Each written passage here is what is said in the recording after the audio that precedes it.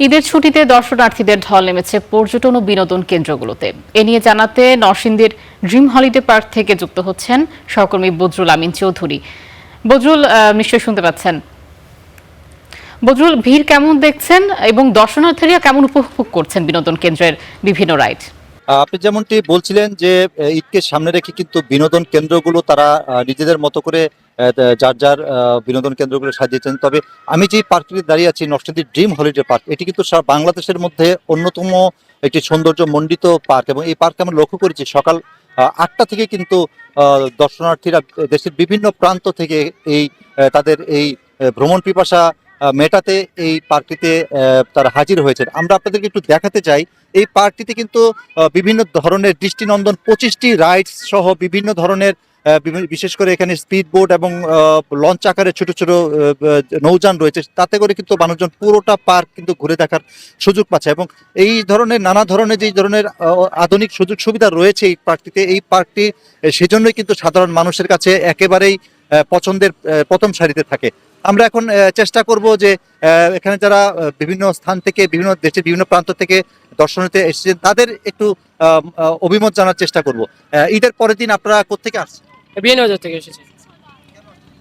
এই জায়গা অনেক সুন্দর, অনেক জায়গা মানুষের কাছ থেকে সুনাম শুনেছি যে মানুষ, এই জায়গার মানুষ অনেক ভালো এবং জায়গাটার পরিবেশ অনেক সুন্দর। এর জন্য আমরা আমার ফ্রেন্ড বন্ধুদের নিয়ে এসেছি। আমাদের ডিউটি ছুটি ছিল 3 দিন, এর জন্য বললাম যে চলো সবাই একসাথে ঘুরে আসি ড্রিম হলিডে পার্ক থেকে নরসিংদী। আর ভালোই লাগছে, পার্কটা অনেক সুন্দর, সবাই আসবেন, ভালোই লাগবে। যেমনটি বলছিলাম, আমরা আপনাদেরকে আরেকটু একটু ঘুরে একটু দেখানোর চেষ্টা করব। এই পার্কটিতে কিন্তু নানাভাবে সাজানো হয়েছে। বিশেষ করে এখানে যে সমস্ত রাইডস এবং সেই সাথে প্রাকৃতিক সৌন্দর্যের উপর কিন্তু এই পার্কটিতে জোর দেওয়া হয়েছে।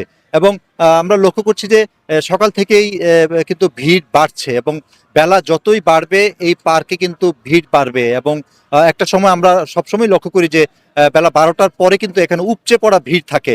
এবং আমরা লক্ষ্য করছি যে ইতিমধ্যেই কিন্তু মোটামুটি পার্কটি ভরে গেছে বিভিন্ন স্থান থেকে আসা সাধারণ মানুষদের। এবং পার্ক কর্তৃপক্ষের সাথে আমার কথা হয়েছে, তারা বলছেন যে তারা যথেষ্ট চেষ্টা করছেন এই পার্কটিকে যাতে সাধারণ মানুষজন যারা দেশের বিভিন্ন প্রান্ত থেকে আসেন তাদের তাদের যে মনের আশা আকাঙ্ক্ষা যেন এই পার্কটি থেকেই পূর্ণ করা সম্ভব হয়। তো এই ছিল আমার কাছে এই পর্যন্ত সকালের দিকে এই ড্রিম হলিডে পার্ক থেকে ঈদ আনন্দের সবশেষ।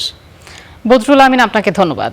জাতীয় স্মৃতিসৌধেও অনেকে প্রিয়জনকে নিয়ে ঘুরতে গেছেন। সেখানে আছেন সহকর্মী আহমদ সোহান সিরাজি। সরাসরি চলে যাচ্ছি তার কাছে।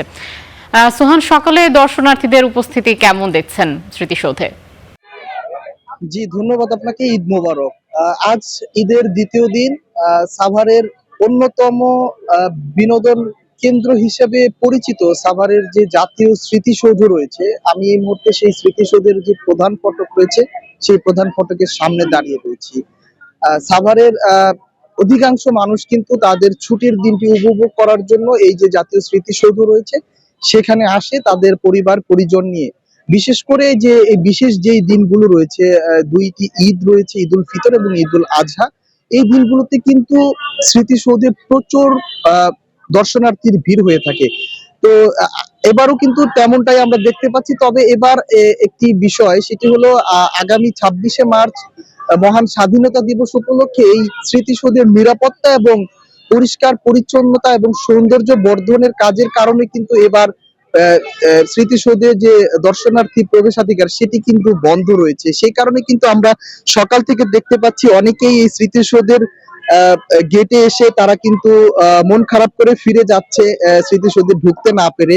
ঈদের ছুটিতে তারা অনেকেই পরিবার পরিজন এবং তাদের সন্তানদেরকে নিয়ে কিন্তু এই স্মৃতিসৌধে আসছে। তবে এই স্মৃতিসৌধের যে নিরাপত্তার যে ব্যবস্থা এবং এর পাশাপাশি 26 তারিখ এখানে দেশের বিখ্যাত যারা রয়েছে, তার প্রধানমন্ত্রী, রাষ্ট্রপতি সহ অন্যান্য যারা ডেলিগেট রয়েছে, তারা এখানে বীর শহীদদের প্রতি পুষ্পস্তবক অর্পণের মাধ্যমে শ্রদ্ধা জানাতে আসবেন। সেই কারণে কিন্তু এটি সৌন্দর্য বর্ধনের কাজও চলছে। এই লক্ষ্যে কিন্তু আগামী 26 তারিখ পর্যন্ত এই যে স্মৃতিসৌধ রয়েছে সেটি কিন্তু দর্শনার্থীদের যে প্রবেশাধিকার সেটি কিন্তু বন্ধ রয়েছে। এই কারণে এখানে এখন কোনো দর্শনার্থী প্রবেশ করতে পারছে না। তারা কিন্তু এই স্মৃতিসৌধের গেটের বাইরে থেকেই স্মৃতিসৌধের যে দর্শন সেটি তারা সারছে, এবং এর পাশেই অনেক আমরা খাবারের স্টল দেখতে পাচ্ছি, বিশেষ করে ফুচকা। সেই এখানে কিন্তু ফুচকা খেয়ে এবং বাইরে থেকে ঘুরেই কিন্তু তারা তাদের যে ভ্রমণ পিপাসা সেটি কিন্তু কিছুটা হলেও নিবারণের চেষ্টা করছে। তো এই ছিল আমার কাছে সাভারের জাতীয় স্মৃতিসৌধের সামনে থেকে ঈদের যে দর্শনার্থী নিয়ে তাদের নিয়ে সবশেষ তথ্য। সোহান, আপনাকে ধন্যবাদ।